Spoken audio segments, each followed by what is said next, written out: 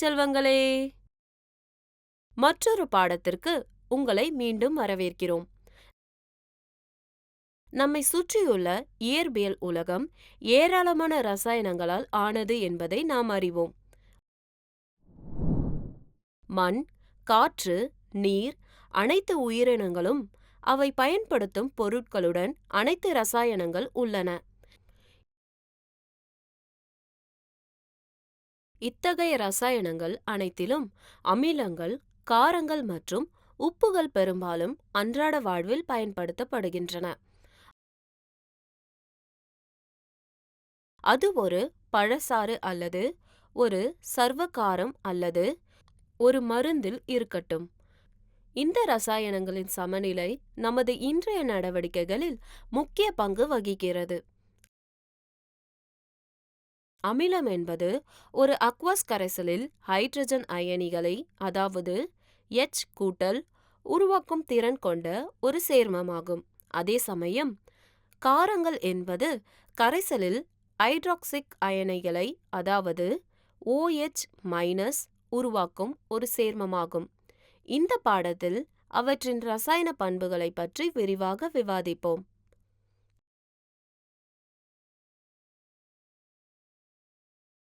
கற்றுக்கொள்வீர்கள். இந்த அமர்வின் முடிவில் நீங்கள் இதை பற்றி புரிந்து கொள்ள முடியும். நிலைப்படுத்துதல் எதிர்வினை, உலோகங்களுடன் அமிலங்கள் மற்றும் காரங்களின் எதிர்வினை, கார்பனேட்டுகள் மற்றும் உலோக ஹைட்ரஜன் கார்பனேட்டுகளுடன் அமிலங்களின் எதிர்வினை,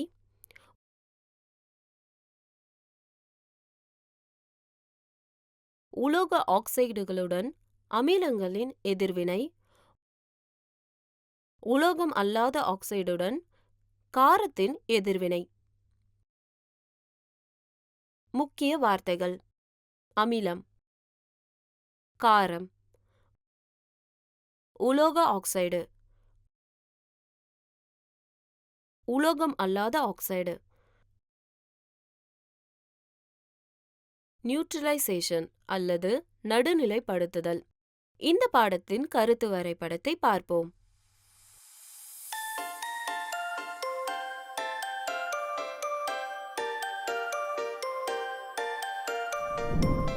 போதுமான NaOH HCl இல் சேர்க்கப்படும் போது அதன் விளைவாக வரும் அக்வஸ் கரைசலில் Na+ மற்றும் Cl- அயனிகள் மட்டுமே உள்ளன.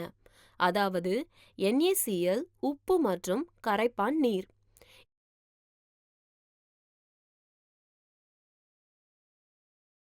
இந்த கரைசலில் H+ மற்றும் OH- அயனிகளின் ஒரே ஆதாரம் நீரின் விலக்கல் ஆகும்.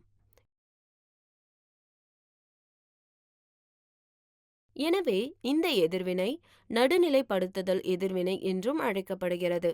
நடுநிலைப்படுத்துதல் எதிர்வினை பின்வரும் எளிய சமன்பாட்டால் குறிக்கப்படுகிறது.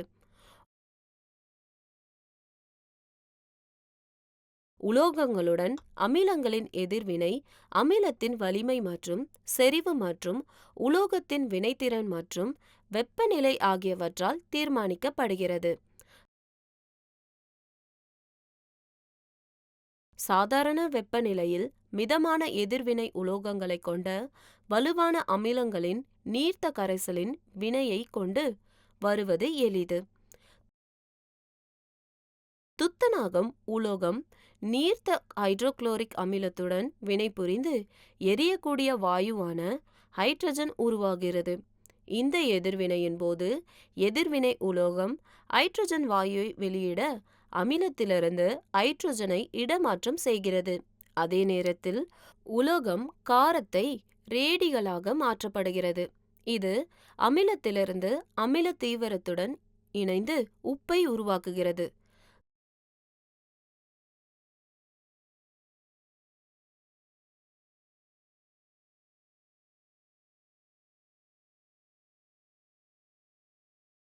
சோதனை குழாயில் ஒன்றில் உள்ள சில துத்தநாக உலோகத் துகள்கள் சோடியம் ஹைட்ராக்சைடு, அதாவது NaOH கரைசலுடன் வினைபுரியும் போது சோதனை குழாயின் உள்ளடக்கங்களுக்கு சிறிது வெப்பத்தை கொடுத்த பிறகு உப்பு உருவாகிறது.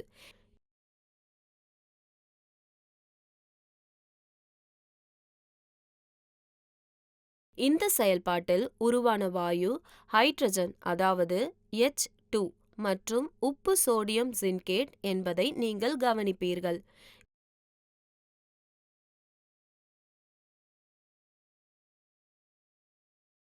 எதிர்வினை பின்வருமாறு எழுதப்பட்டுள்ளது. இருப்பினும் அனைத்து உலோகங்களிலும் இத்தகைய எதிர்வினைகள் சாத்தியமில்லை. நாம் 2 சோதனை குழாய்களை எடுத்து அவற்றை A மற்றும் B என பெயரிடுவோம். சோடியம் கார்பனேட், அதாவது Na2CO3 சோதனை குழாயில் A மற்றும் சோடியம் ஹைட்ரஜன் கார்பனேட், அதாவது NaHCO3 B சோதனை குழாயில் எடுக்கப்படுகிறது. இப்போது 2 சோதனை குழாய்களிலும் நீர்த்த ஹைட்ரோகுளோரிக் அமிலத்தை சேர்ப்போம். உற்பத்தி செய்யப்படும் வாயு ஒவ்வொரு சந்தர்ப்பத்திலும் சுண்ணாம்பு நீர், அதாவது கால்சியம் ஹைட்ராக்சைடு கரைசல் வழியாக அனுப்பப்படுகிறது.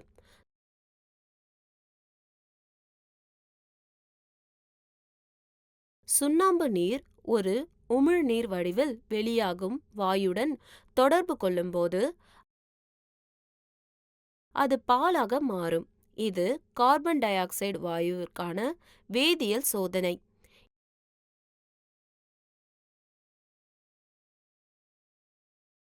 இந்த எதிர்வினை பின்வரும் ரசாயன சமன்பாட்டின் மூலம் குறிக்கப்படுகிறது. அமிலங்கள் உலோகங்களின் ஆக்சைடுகளுடன் வினைபுரிந்து உப்பு மற்றும் நீரை உருவாக்குகின்றன. எனவே உலோகங்களின் ஆக்சைடுகள் இயற்கையில் காரங்கள் என்று கூறப்படுகிறது. சிவப்பு ஆக்சைடின் வேதியியல் சூத்திரம் Fe2O3 ஆகும். நீரில் கரையாத சிவப்பு ஆக்சைடு HCl உடன் வினைபுரிந்து நீரில் கரையக்கூடிய உப்பு FeCl3 ஐ உருவாக்குகிறது. இது தண்ணீருக்கு மஞ்சள் நிறத்தை அளிக்கிறது. இந்த ரசாயன மாற்றத்திற்கு பின்வரும் ரசாயன சமன்பாட்டை எழுதலாம். காரங்கள் உலோகங்கள் அல்லாத ஆக்சைடுகளுடன் வினைபுரிந்து உப்பு மற்றும் தண்ணீரை உருவாக்குகின்றன. எனவே உலோகங்கள் அல்லாத ஆக்சைடுகள் அமிலத்தன்மை கொண்டவை என்று கூறப்படுகிறது. சில நேரங்களில் உலோகம் அல்லாதவற்றின் ஆக்சைடுகளே அமிலங்களின் உதாரணங்களாக கூறப்படுகின்றன. அலுமினியம் ஆக்சைடு சோடியம் ஹைட்ராக்சைடுடன் வினைபுரிந்து சோடியம் அலுமினேட், அதாவது NaAlO2 மற்றும் தண்ணீரை உருவாக்குகிறது.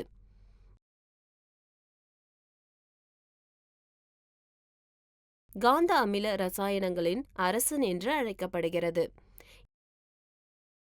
ஏனெனில் இது பல சேர்மங்களின் தயாரிப்பில் பயன்படுத்தப்படுகிறது. இது கார் பேட்டரிகளிலும் பயன்படுத்தப்படுகிறது.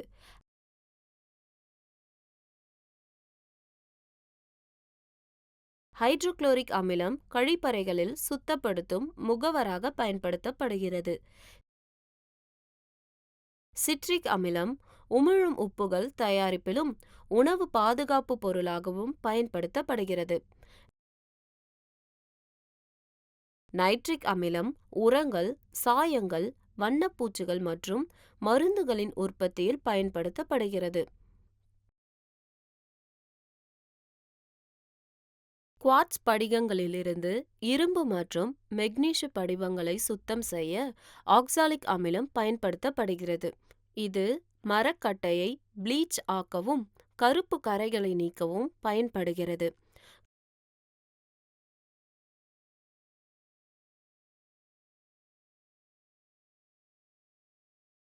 காற்றேட்டமான பானங்களில் கார்போலிக் அமிலம் பயன்படுத்தப்படுகிறது. டார்டாரிக் அமிலம் பேக்கிங் பவுடரின் ஒரு அங்கமாகும். சோடியம் ஹைட்ராக்சைடு சோப்பு தயாரிப்பில் பயன்படுத்தப்படுகிறது. கால்சியம் ஹைட்ராக்சைடு கட்டிடத்தை வெள்ளையாக கழுவ பயன்படுகிறது. மெக்னீசியம் ஹைட்ராக்சைடு வயிறு கோளாறுக்கான மருந்தாக பயன்படுத்தப்படுகிறது. துணிகளில் இருந்து கிரீஸ் கரைகளை அகற்ற அமோனியம் ஹைட்ராக்சைடு பயன்படுத்தப்படுகிறது. நினைவில் வைத்துக் கொள்ளுங்கள், அமிலம் என்பது தண்ணீரில் கரைக்கப்படும் போது H+ அயனிகளை அல்லது H3O+ அயனிகளை வழங்கும் ஒரு பொருளாகும். காரம் என்பது தண்ணீரில் கரைக்கப்படும் போது OH- அயனிகளை வெளியிடும் ஒரு பொருளாகும். உப்பு என்பது அமிலங்கள் மற்றும் காரங்களுக்கு இடையிலான எதிர்வினையின் விளைபொருளாகும். அமிலங்களும் காரங்களும் ஒன்றோடு ஒன்று நடுநிலையாகி அதனுடன் தொடர்புடைய உப்புகள் மற்றும் தண்ணீரை உருவாக்குகின்றன.